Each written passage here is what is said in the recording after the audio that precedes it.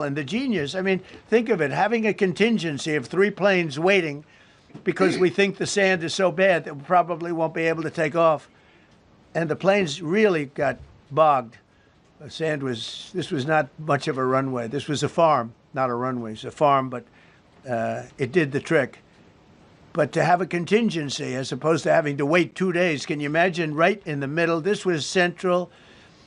This was right, you would call it central casting if you were doing a movie for location. And probably the toughest area of Iran where we'd be sitting there. So these planes came in, those pilots came in so fast and so quick and got out of there. Everybody got aboard and just got 15-minute intervals. One load out, one load out, one load out. It happened. And we were watching and we said, that's amazing. It's, in many ways, I was almost more impressed by the contingency that we had than the fact that, you know, if we would have had a runway. So the President of the United States just told you that American military planes got stuck in Iranian sand. Like, actually stuck. In a farm. In the middle of Iran. And the response was, blow up the planes, call in the backup planes, and get everybody out in 15-minute intervals. That happened. Now. Before we get to why all of this is impressive, and it genuinely is, let us back up to why American planes were landing on a farm in Iran in the first place.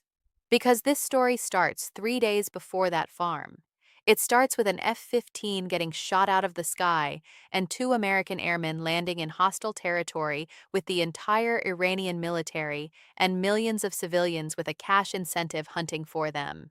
This is that story, the full version, with everything they said at the press conference and everything they did not say. It's very historic.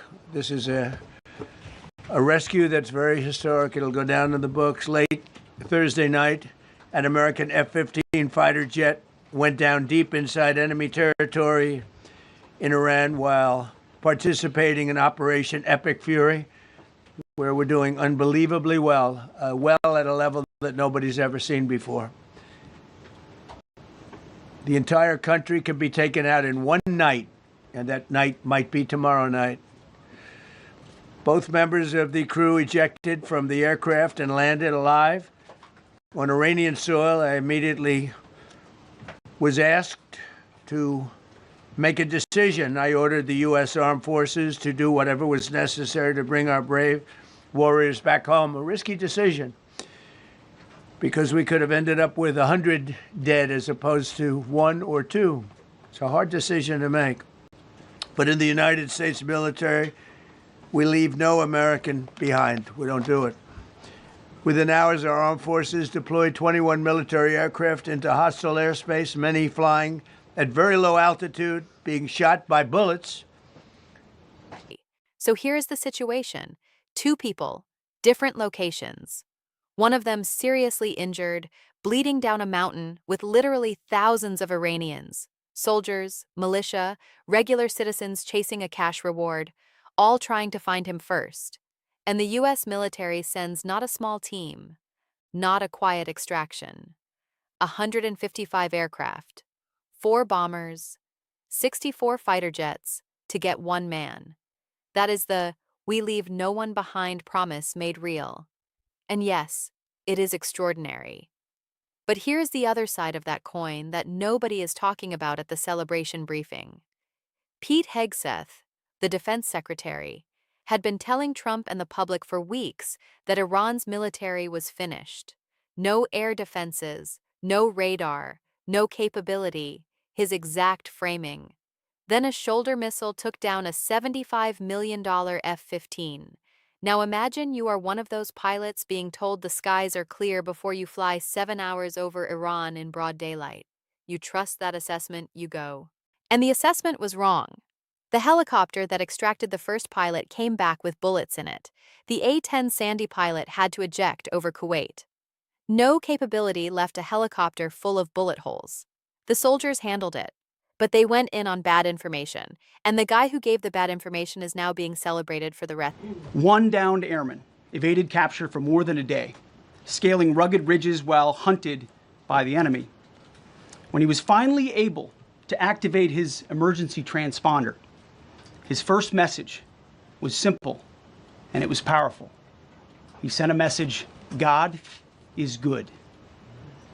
In that moment of isolation and danger, his faith and fighting spirit shone through. You see, shot down on a Friday, Good Friday, hidden in a cave, a crevice, all of Saturday, and rescued on Sunday. Flown out of Iran as the sun was rising on Easter Sunday. A pilot reborn, all home and accounted for, a nation rejoicing. Rescue. Okay, so that just hit different. Good Friday, hidden in a cave, Easter Sunday rescue, bleeding on a mountain for 48 hours, and the first thing he transmits is God is good. That colonel is the story, not the press conference, not the politics. That man climbed cliff faces with his face bleeding, treated his own wounds, kept moving up because the training says get away from the crash site and go higher, and survived nearly 2 days in enemy territory alone. And found, from 40 miles away, by a CIA camera that watched one thing move in the dark for 45 minutes before they were sure it was human. Now here is the part that connects to your life specifically. Gas prices are up because of this war. The Strait of Hormuz is partially blocked. Global oil supply is disrupted. You are feeling Operation Epic Fury every time you fill your tank. And the man running this war at the Department of Defense level is being reported by the Washington Post as misleading the president about how it's going. 3 intelligence officials, on record, saying the picture Hegseth is painting for Trump does not match what the intelligence actually says. That matters for the gas price. It matters for whether more Americans end up on mountains in Iran. It matters. During this engagement, one of the Sandy aircraft, the one primarily responsible for communicating with the downed pilot, was hit by enemy fire. This pilot continued to fight, continued the mission, and then upon exit, flew his aircraft into another country and determined that the airplane was not landable. This was one of our A-10 Sandy aircraft. The pilot then made the decision to eject over friendly territory and was quickly and safely recovered and is doing fine.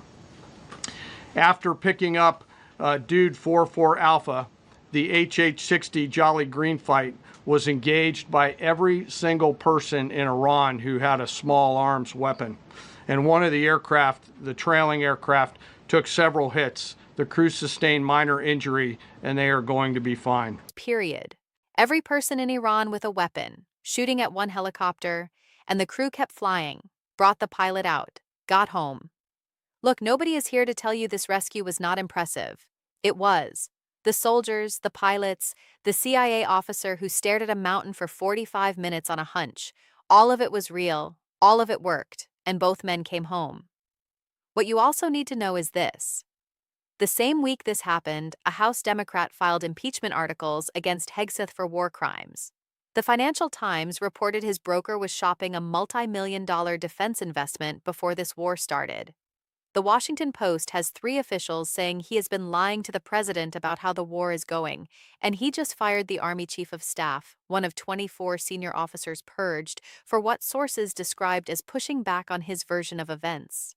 You are paying higher gas prices for a war being managed by someone who U.S. intelligence officials say is not telling the president the truth. The soldiers are doing their jobs.